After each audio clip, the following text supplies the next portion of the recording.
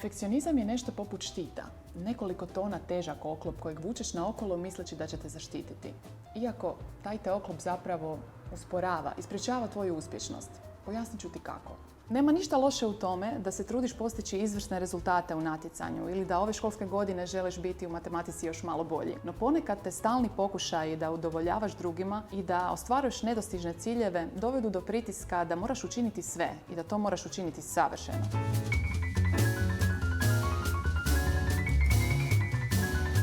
Kad u tome ne uspijevaš, a otkriću ti tajnu, nitko od nas ne može dostići savršenstvo, ni tvoji roditelji, ni influencer kojeg pratiš, tada dolazi do negativnih posljedica. Sjećaš težinu ovdje kao da ti slon sjedi na prsima. Vrtiš si negativne misli o sebi i na kraju imaš još manje energije za ostvarenje svojih ciljeva. Zatvoriš se u svoju špilju, družiš se sa svojom tugom i krivnjom. Ne želiš izlaziti i izbjegavaš ekipu. Bila sam u toj špilji i reći ću ti, nije zabavno.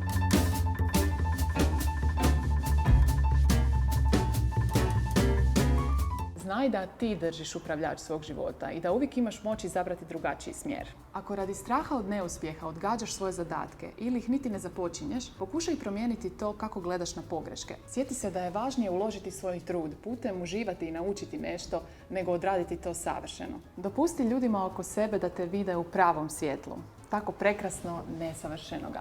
Time se bolje povezuješ s drugima koji će onda lakše i s tobom podijeliti taj dio sebe.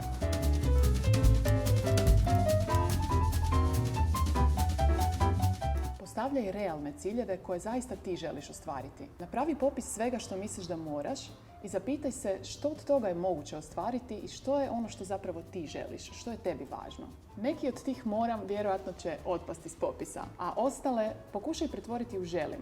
Na primjer, moram završiti 8. razred s 5.0, svi to očekuju od mene.